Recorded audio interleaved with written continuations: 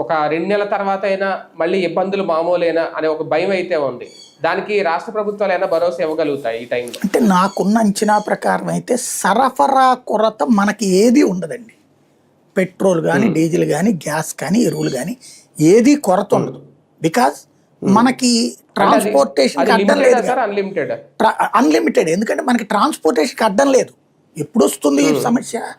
మనకి ట్రాన్స్పోర్టేషన్ ఇప్పుడు ఆర్ముజ్ జలసంధి దగ్గర ఆపుతున్నారు కాబట్టి మన వెహికల్స్కి ఇక ప్రాబ్లం లేదన్నాక ఇరాన్ వాడు అడ్డుపడినప్పుడు అమెరికా వాడు మనకు అడ్డుపడేది ఏం లేదు కదా. అమెరికా, ఇజ్రాయెల్ అంటే మనకున్న నిల్వల మీద డిపెండ్ అయ్యలేదు, మనకి ఆ ప్రాబ్లం లేదంటున్నా. మొన్న అయితే ఆ ప్రాబ్లం ఉంది. ఆర్ముజ్ జలసంధి మూసేసినప్పుడు కొన్ని రోజులు ఆ టెన్షన్ ఉంది.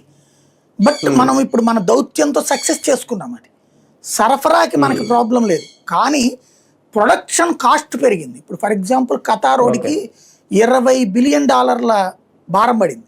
ఇప్పుడు మన దెబ్బతిన 17% గ్యాస్ పోయింది వాడి దగ్గర, నాశనం అయిపోయింది. దానికి కానీ ఇప్పటికే 4 దేశాల మీద నిషేధం పెట్టాడు.